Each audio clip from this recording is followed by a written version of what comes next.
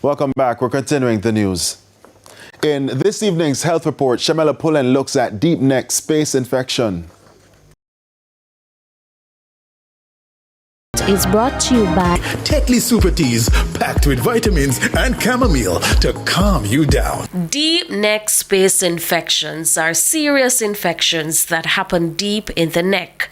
They are caused by bacteria and can form swelling, pus, or abscesses. Many of them have infections that start in the skin, such as in the beard area, where they get what we call hair bumps or furuncles, and then these can spread deeper inside. Sometimes it's arising from dental caries or cavities, and the infection then spreads into the gums and into the bone, and then from there into the soft tissues of the neck. Sometimes it's from tonsillitis, and that's one of the things that we as ENT surgeons manage quite a bit.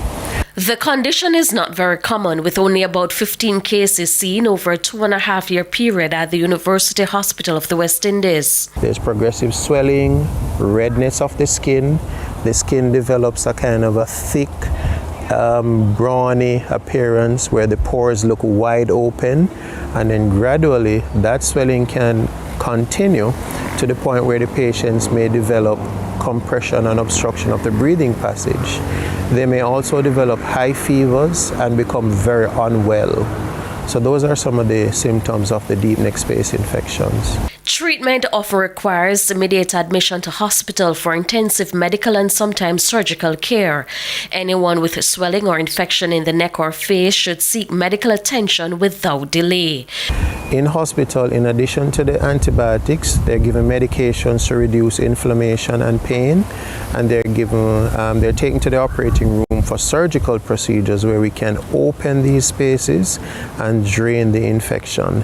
And sometimes it is just the drainage that makes the difference, because if you don't get all of that out, then a lot of these patients can see progression of their disease.